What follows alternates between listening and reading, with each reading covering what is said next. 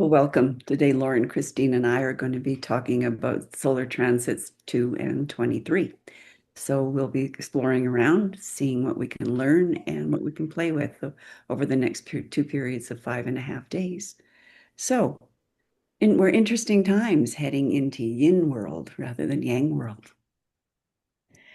Yeah, that's right, Lois. We are in this.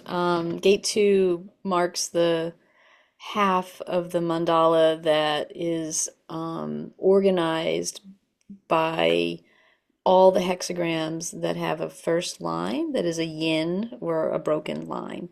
And so every hexagram in this half of the circle, in this half of the mandala, has this yin receptivity aspect to it, at least in part.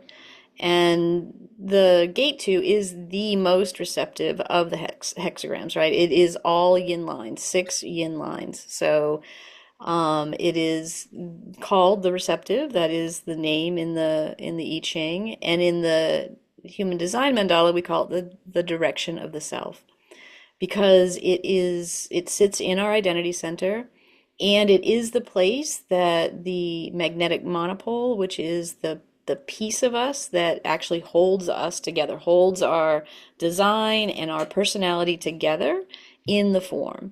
And so this gate is a particularly powerful gate in that way. It is the seat of our direction in many ways. And I think people can really feel that. And I think, again, showing up at this time of the year too, I feel that there's this directional energy as well in the world with, just having come through this Aries, initiation energy, and then we're moving into, at least in the northern hemisphere, this time of the year where people are actually, they're getting up and out and into the world again. I think that there is this sense of movement that sort of shows up in the world in this time as well. Um, but yeah, it's a powerful gate, and it is actually connected in the body graph to gate 14, which is literally power skills. And so together, this channel is a very directional, very powerful, very generative energy that I suspect we can all and will feel in these next few days, and that's going to be between May 3rd and the 8th.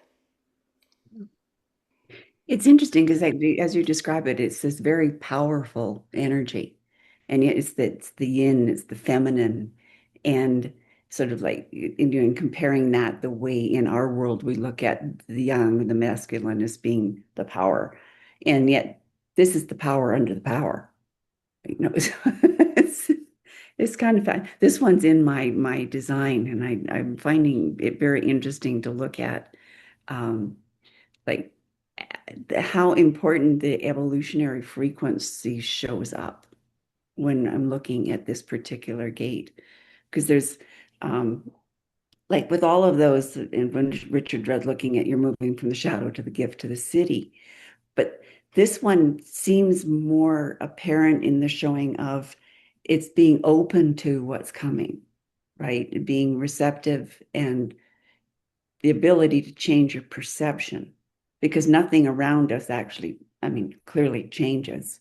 You can go back and read things historically and go, people are people, not that much has really changed. And yet our evolution really falls in us changing our perception of what's happening. So we see the world differently around ourselves. So it isn't like something I don't know. I mean, obviously something's changing when we move from the shadow to the gift, but that change is so subtle, and I think that's highlighted in this particular gate. Hmm. Lois, when I'm thinking about that shift going from dislocation to orientation, I think of that sense of feeling very lost and not feeling very perceptive or receptive, either one. And and then suddenly you tap into the messages that are coming for you. And when I was thinking on this, what it brought up to me was Joseph Campbell's writing on the hero's journey. Like once you get on that path, your receptivity you're plugged in, and you may not like the journey, and you'll be facing challenges. It's not, that being in your flow doesn't mean you don't have challenges. It just means you're tapped into the messages of how to respond to the challenges that come up. And I think that's what I think about in this gate, in this period, is being tapped in and and seeing things differently because you are. Then it's not, things aren't necessarily a threat, they're a learning opportunity. And so it's just how we frame it. Yeah. But it's more receptive than efforting. Yeah. Yeah. Yeah. Yeah. Yeah, and the receptivity here, the polarity gate is gate one, which is the most creative. It's the most yang, it's six yang lines, and it's also the most creative um and action oriented of the hexagrams in some ways, right? And but so as we're being receptive, we're also being grounded in this ability to be creatively open to what to do with it, right? Whether it's, quote unquote good or bad, right? We have this support of this creative energy. It's like, okay, I've got this thing, it's coming at me, it's coming in, I'm receiving it, and I have this knowledge or wisdom and energy to be able to, you know, make lemonade if necessary, right? And so I think that the together this is a really powerful set of polarities, right? There's a lot of energy here to help us stay grounded in our own direction and in our own creative self, right? These are both individual channels, they're individual energies. And they're in this identity center, which is very much about our own process in the world, right? And how we are becoming ourselves. And that was something that Richard Rudd wrote that caught my attention that I thought was really nice. This is one simple line, which is the yin is being and the yang is becoming, right? And I thought that was kind of an interesting way to delineate. It's, oh, the it's interesting though, because we have this idea that as we're evolving, we need to be doing specific things or following specific paths. And when you're working around people that have made changes like this, it's interesting to see how different everybody's path is. Because even if like you start out, say me, like everybody was doing, yoga, or everybody was reading The Road Less Traveled or something like that, is then everybody goes off in their own paths. And as they go deeper and deeper into it, they realize that what we really need to know isn't coming from out there. It's coming from here. And that sort of then the tapping into our own self, our higher self, and trusting, because things are so different if we come from trust rather than fear. Yeah. I think we were talking about this before we began recording, is it's a different feeling being around folks that listen to their inner guidance. It's a whole different wavelength. And also there's a commitment to that. And I think it's important to bring that up again, is it's a commitment that it's not going to be easy breezy just because you're listening to your inner knowing, but you've got the tools. And it doesn't mean you're not going to be fearful. It doesn't mean that you're not going to feel what you feel. We know what to do with it. And I think that's where this, to me, the beauty of this energy in these 5.5 days. And I can't help but call out that we've got Mercury squaring Pluto right in the middle of that. And how important it is that we'll have this energy of gate 2 to support that. And because that creates quite a crisis period. Yeah.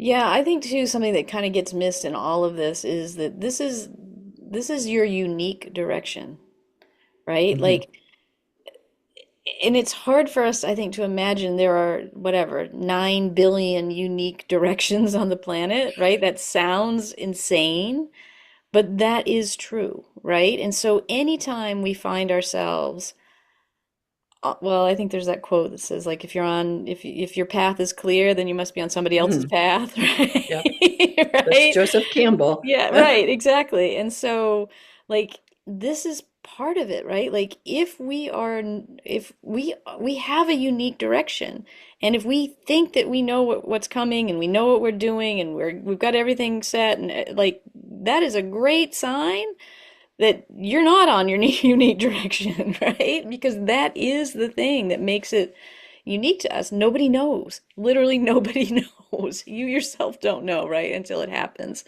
And so, tracking for the homogenization of our lives and seeing how often we are on somebody else's path, that I think is something that is could be really on offer in this, period of time, which is like, how many other people's paths am I on, right? Because Mm. gate two wants us to be on nobody else's path ever. And it's fascinating that at the same time, this gate is also about recognizing that we're not separate. So there's 9 billion different ways of being in this common consciousness. I guess it's so, I think that pulls people because we were so individual in our world. And so that this, my higher self and my own unique way is different and it's kind of the same at the same time. And that's a paradox that's hard to hold. It is hard to hold, but here's some help for that. So, the chimo that I'd like folks to consider during these 5.5 days is rosemary. And here's a couple of cool things about rosemary and why I think it would be useful during this time.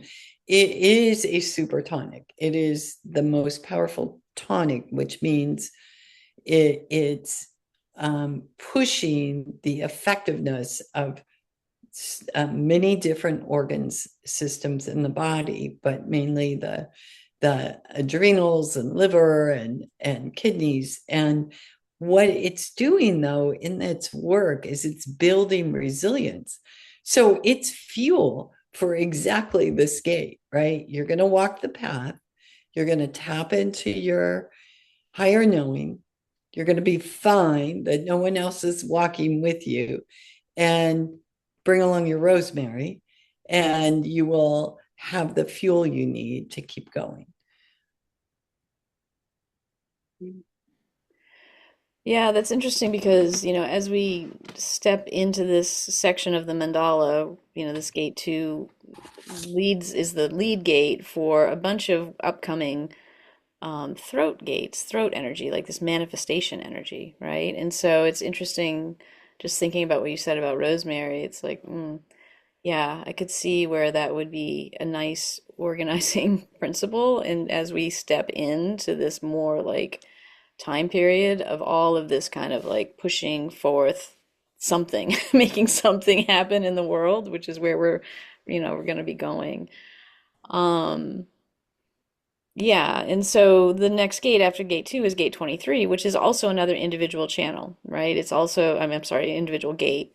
And again, like I said, it's in the throat. So the throat has uh, a few um, individual gates within it, but this one is the one that's most associated with structuring information and being able to like articulate things, right? So this is the place where all this channel that it's part of, gate this channel of structuring actually is also, sort of often referred to as the genius to freak channel in human design. And why that's so is that because this channel does contain a lot of insights, like individual knowing, individual insights, stuff coming through the head center that's like amazing and cool and mutative to the world. And the gate 23 can sometimes be the either I can articulate this out into the world in ways that other people understand it, or I articulate it in the world where I look like a crazy person, right? And so, so the quality of the ideas is generally not in question. It's usually, can you take that new individual insight and translate it out into the world? And so I think about that as this energy that we'll be stepping into, right? As we've been in gate 2, we've got this directional thing, and then now we're going to be in gate 23, where it's like, ooh, can I actually talk to the world about the things that do make me unique and individual, or not? And yet we step straight into the shadow with complexity with all of this, because in our great attempts to try to explain what it is we're thinking, and not necessarily knowing exactly, we make it very complex. And that, I think that mystifies things for people around us. Because if I'm not clear on what I'm thinking and I'm talking to you, you're just going to be baffled. Mhm. It's like, it's not going to make any sense. So, and I think in the world we're in right now, that's gotten quite extreme because things aren't making sense at all. Really, Lois. Really. Really, Lois. It's speaking of not making sense. I'm going to stretch this a little bit. So one of the things that the way that it's presented in the I Ching is this is stripping away, and this is the time of pulling back old ways to get to the new. And it made me think about if you're walking in a forest and there happens to be birch trees drop their limbs so they have the energy to make more so they can keep getting taller. But also, while the dropped limbs decay and improve the soil for more new trees to grow, and also to improve the soil for the long-lived trees such as oak or beech that will make the hardwood forest. And so I'm thinking about this, you know, and it goes back to this perception you were talking about with the last gate, Lois. I've heard people in the forest, oh, this poor tree, it dropped its limbs, and oh, what can we do for? And instead, that's how it's designed, right? And it made me think about so much that we're looking at today that we're mourning the loss of, and it's really the design of that it needs to drop away, and it's already served its purpose. And I may have gotten a little off track here for this gate, but that's the way I'm kind of seeing it, and just hearing it, I think about these trees, and you think, okay, let that rot away and enrich what's coming next. Well, I mean, the human design name for this gate is assimilation, right? And so I Mhm. definitely feel like that cycle you just talked about is exactly that. It's a cycle, right? It's bringing all of that stuff back around, back together for it to be, make new, branches on new trees, right? And so I think that it is in line. And um yeah, and again, like this is one of the few channels in the mandala, or one of the few gates, sorry, that's polarity gate 43 is also the channel that it's creating, right? So 2343 is the channel of structuring, and that means that everybody on the planet has this gate and these two gates activated, right? So everybody will have this ajna to throat connection during this time period. And so this is a time where I really feel like when we have those connections, we really can bring forth things that may have been sitting in the back burners of our brain for some time out into the world, right? And so just be watching for that either in yourself or out in the wider world, seeing more people speaking their mind in some way, which in some ways seems impossible that people could speak their mind any more than they already are. but but maybe they'll have some individual insight that comes through during this time. But then we're a little bit suffering from this connection between 23 and 30, 43 at the shadow level where you've got the complexity on one and deafness on the other. So you've got everybody talking and nobody listening. And so to step to, yes, I'll listen. Like I don't necessarily have to agree with you, but I will listen.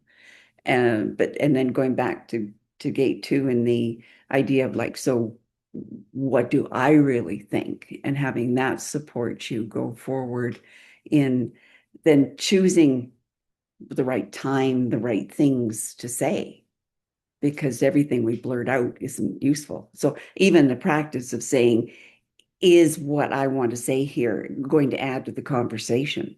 I mean, is there value in my saying it, or is it just me? You know, because I got to hear my own voice.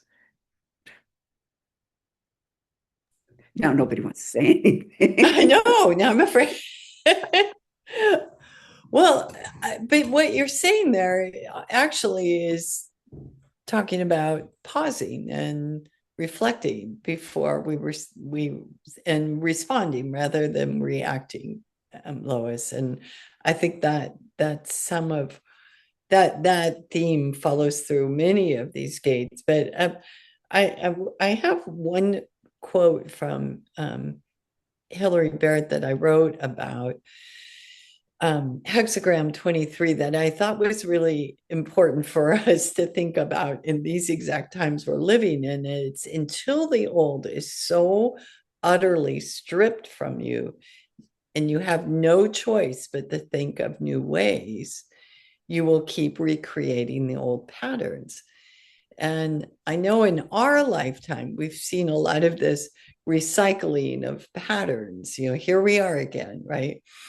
And again, it's that stripping away, like the birch tree. But I think this is the thing. What you're talking about is breaking a pattern of just saying what you think, but instead pausing and going, does this add?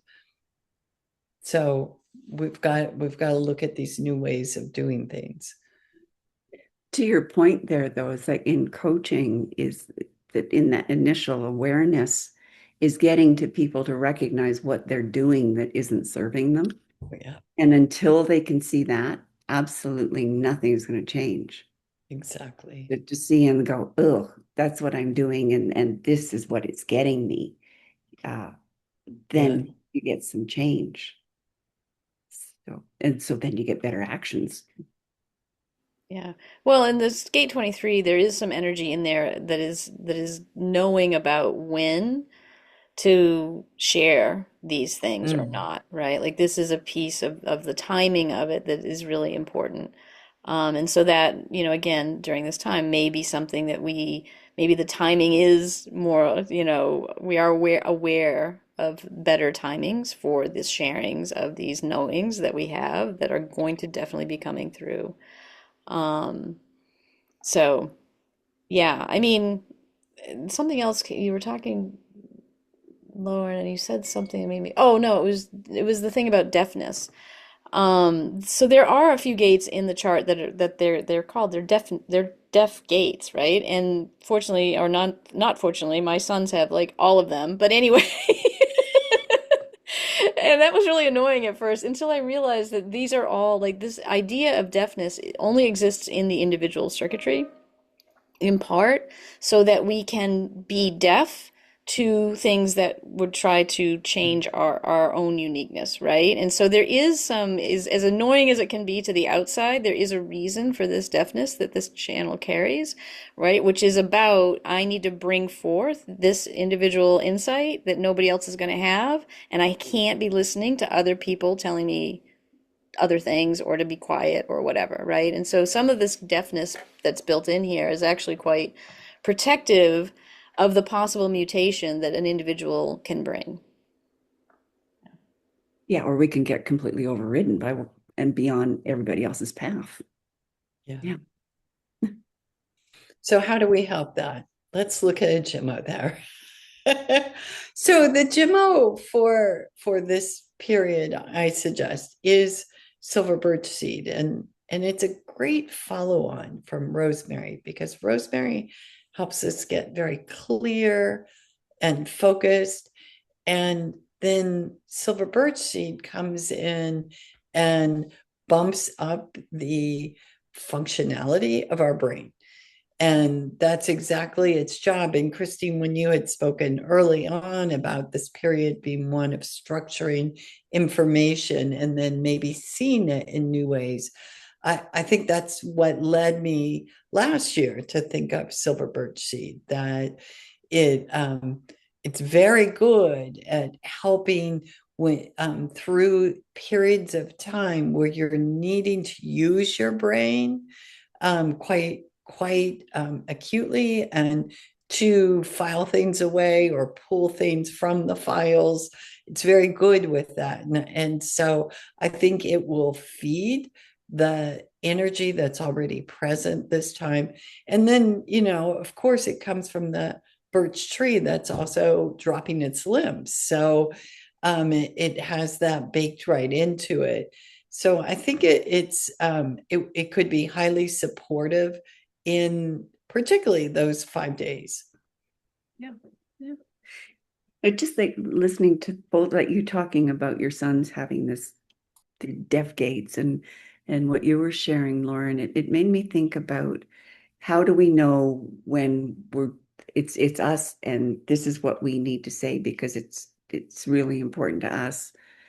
And it's like quite often people say things because they're looking to be included or looking for approval or recognition. So I think it's like to look at why am I going to say or why am I saying this thing? And is it just because it's me and it's coming forward and I'm just sharing my essence, or is there another reason? Do I have an agenda for that? Yeah, that's interesting. Each of these throat gates has a voice, and it's the simple, like the voice for 23 is I know. And it is kind of interesting where I've watched a little bit, like people that have these gates, they can use language like that. They can regularly start sentences like I know such and such, right? And so somebody with a 23 might actually say that. And what you were saying, Lauren, about silver birch seed, it made it, I was what I was hearing was clarity. It gives you some mental clarity, right? Which is the only time I will say something like or will start a sentence with I know XYZ is when I feel super clear about it, right?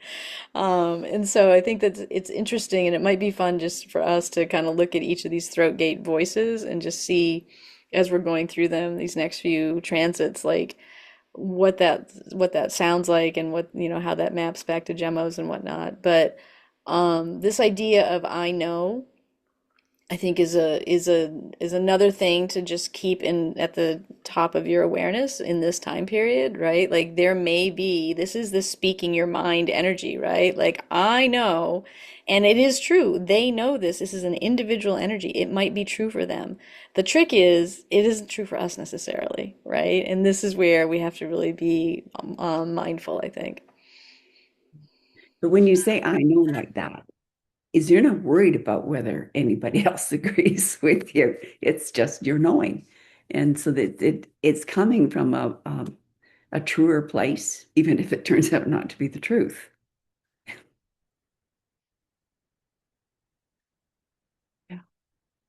Makes all of this interaction and listening with people with diverse perspectives is like exactly what area are you treading in? Are you with someone who's just honestly sharing, this is how I feel and this is what matters to me? Or is it somebody that has an agenda that's trying to sway?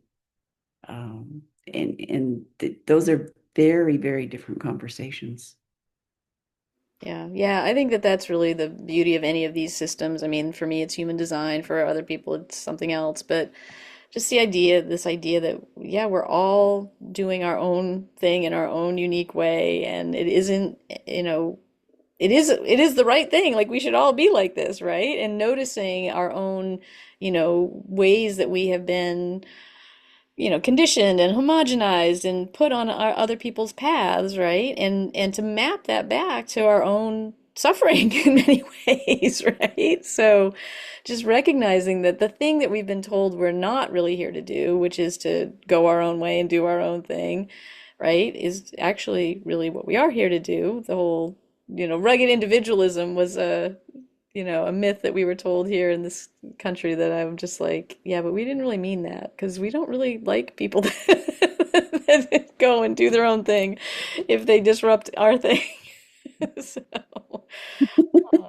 um, but yeah, so I just think it's going to be an interesting time, these next few gates in general, because again, we're going to be in this throat energy. And so I think that may be an opportunity to actually see in the world, again, because our throat is where the manifestation of us happens, right? And so I suspect that maybe this will be a time where we actually can tap more clearly into some of the behaviors that might be actually attached to some of the energies in these gates. That's good. Right. Well, looks like we're complete. So thank you for being with us, and we hope we'll see you next time.